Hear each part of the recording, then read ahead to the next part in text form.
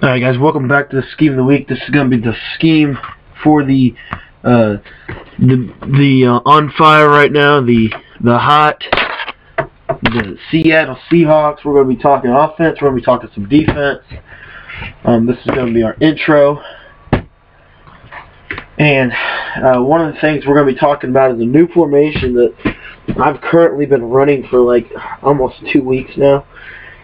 And it is deadly. I'm telling you right now, if you got people who like to pass heavy, if you have a problem stopping the pass, you will not after this scheme of the week. Now I want to show you the defense. I'm going to put the defense.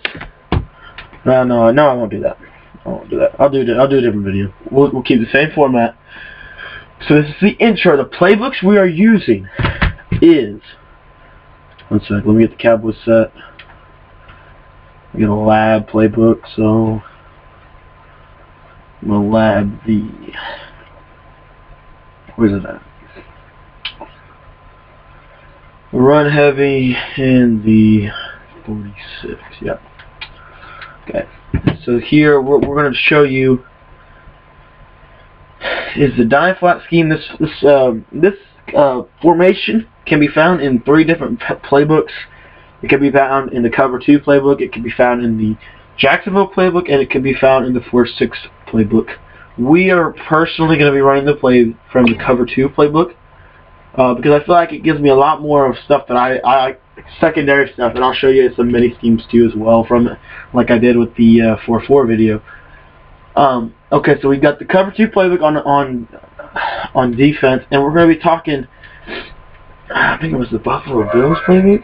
Oh, there's a text message. So let me check my word in gaming. Okay. Joe Gibbs, John Madden, Tom Flores.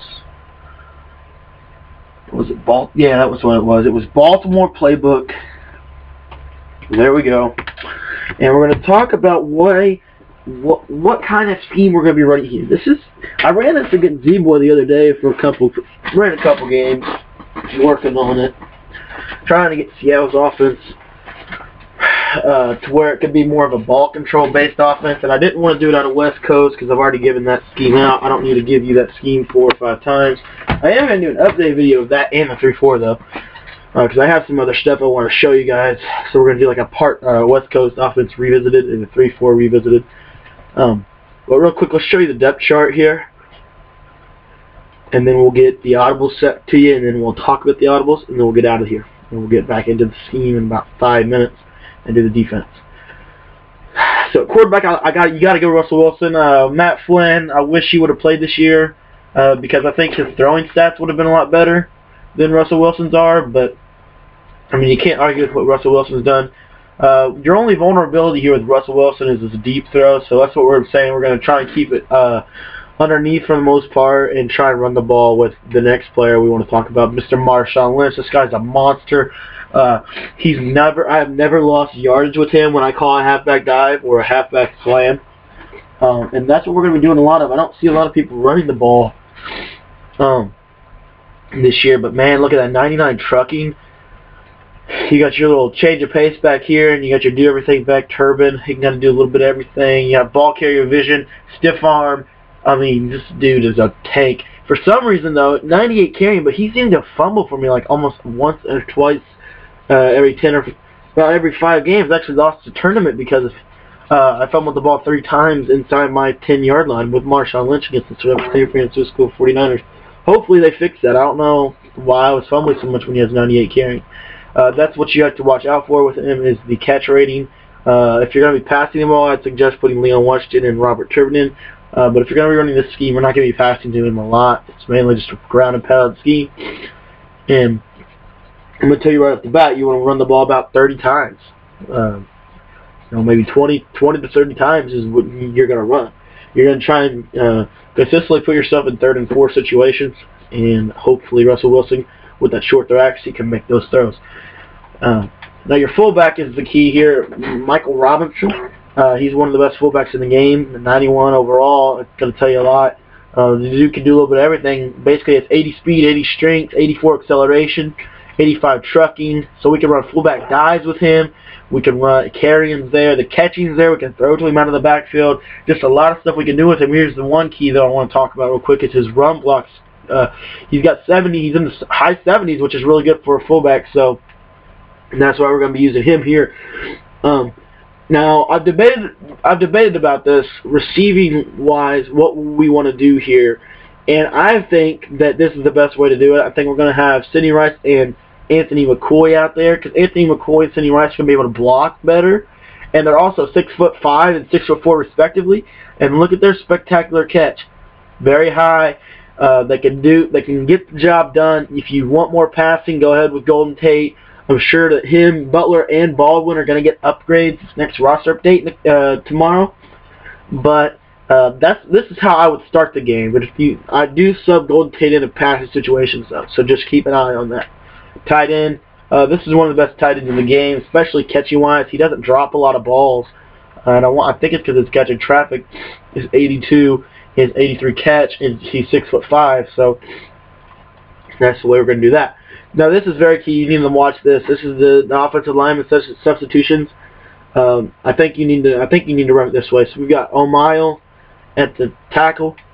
We got Okung at the the left guard. We got Unger at the center. We got Carpenter at the right guard. We got Moffitt at the right tackle. These guys have combined the best run blocking in the game on their team. Here's the defense. Once again, we're running dime flat. Okay, so we've got Bruce Irvin here. You can do a bunch of different things. I'm actually going to do it this way for you guys. We're going to put Bruce Irvin at the #1 defensive tackle position, and we'll talk about that in a little bit. We've got Chris Clemons here. He's just an all-around beast. If you take a look at his pass rushing abilities, let's see, we can get over to power moves. I think he has like 90-something. 97, yeah, 97 finesse moves here. And you're going to have 85 power moves on the other side. You're going to have 96 power moves coming from the middle. You're just going to have a dominant pass rush with only 3 people. We're only sending 3 on most of our blitzes. We don't really blitz much out of dime flat. I will show you blitzes, but I rarely run them. I'll just give you a little heads up. And red right here, this is the key. This guy's going to be able to hold down the middle. And on the dime flat formation, he's going to be kind of our do-everything guy, and I like him for that with that about 70 speed and that great amount of strength he brings to the table. He's not a great pass rusher, but the dude has pursuit, play recognition. He does a little bit of everything down at the tackle for us. That's why I like him there. Just for roster sakes, I got KJ right at the left side, and I got Hill at the right if I want to come out in 4-3. But Bobby Wagner is the best player by far. He's almost got 90 speed, almost got about 72 strength. 70 catching guy, never drops anything really for me. Tackles the ball, tackles well, hit power moves, finesse moves isn't quite there. You have the power moves, you can blitz some if you want. Block shed is one of the best. KJ Wright's got a little bit of block shed. If you like the block shed, go with KJ Wright. If you like more speed and passing defense, go with Bobby Wagner. You got pursuit out the wazoo with him and KJ Wright.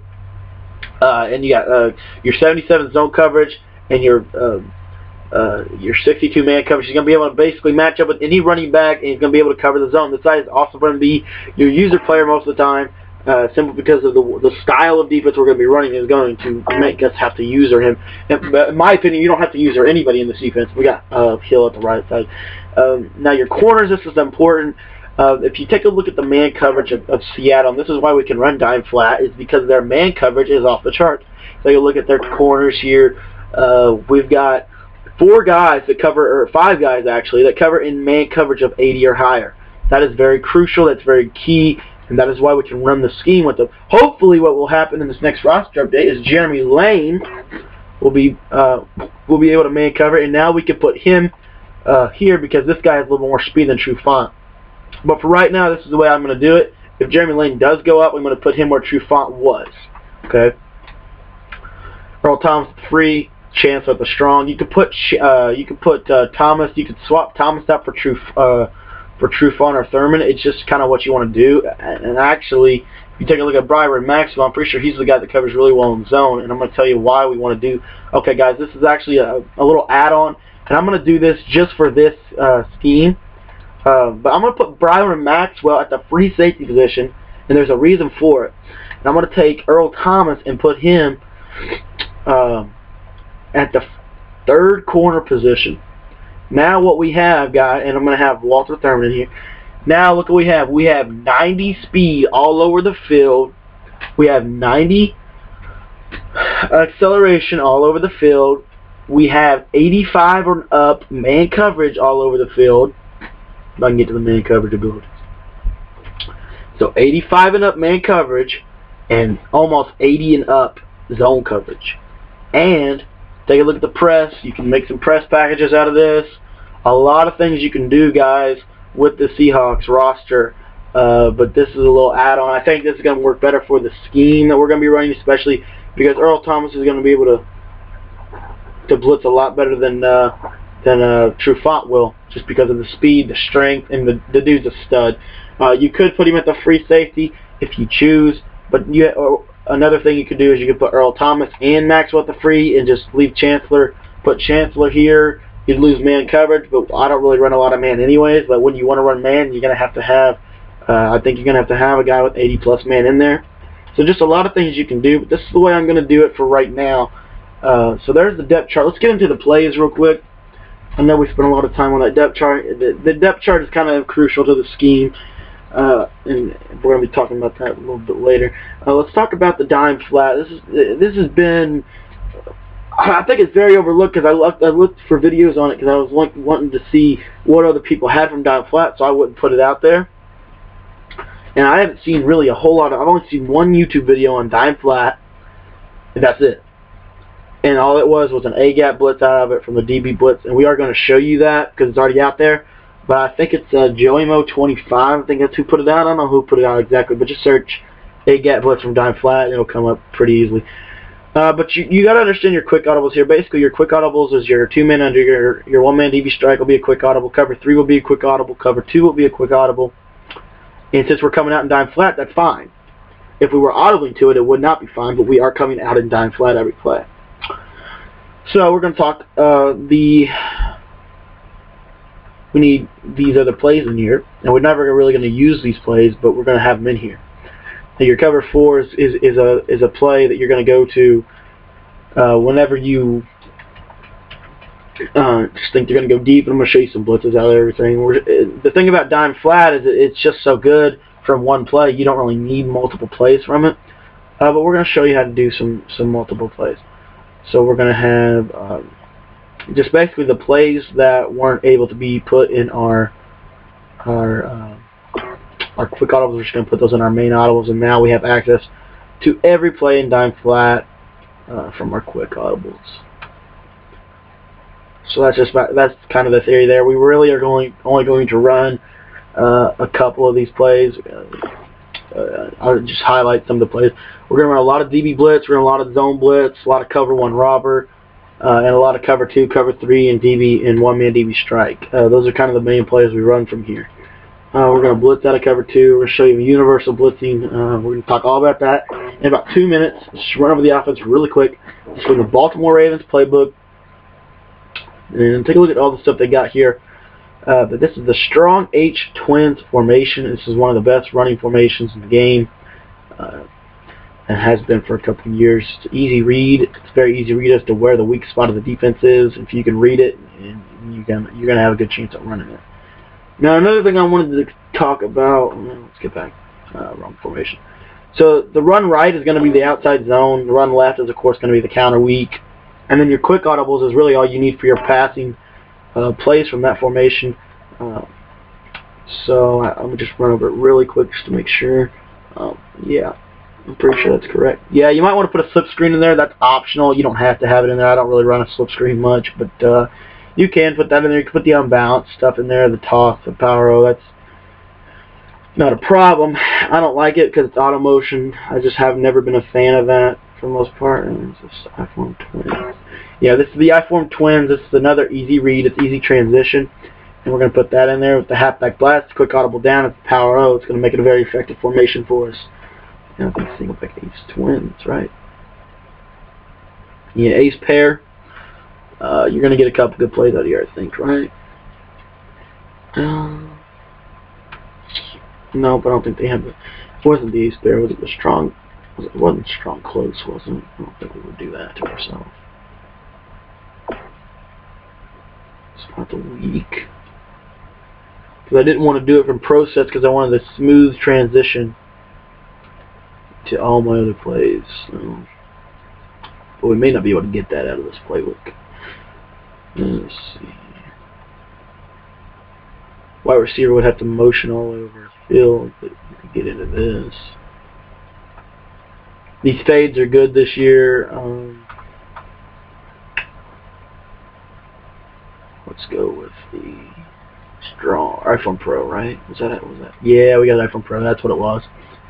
We have to have iPhone Pro in here, guys. iPhone Pro is a monster this year. You need to have it in here. It's very good this year. It's been very good, but I think it's even better this year. So you want the outside zone from iPhone Pro. You just need to make sure that the R1 outside zone is your strong twins. That's going to help you out a lot.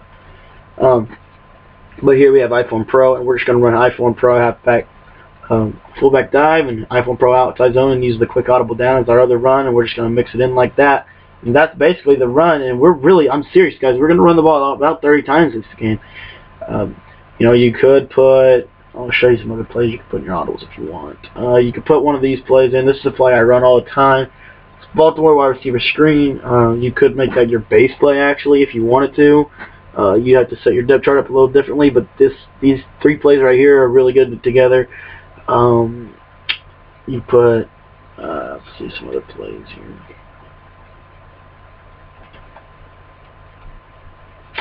I think it was, what was it, Bunch Week. We all know about the PA post from Bunch Week. You know, we all know about Trey Open. I'm actually going to do a scheme on that for, I think, Philadelphia, because they have it in their playbook, and it'd be a good scheme to do with Philly. But that's really what I do from here. You could put some of those shotgun passing plays in there, or you could come out in that, just set your depth chart correctly. But that's really what I do from the audible standpoint, and we're going to break that down in about 5 minutes. But real quickly, guys, let's get out of the breakdown part of the intro part of the video, and let's get into the breakdown of these plays here. Thanks, guys.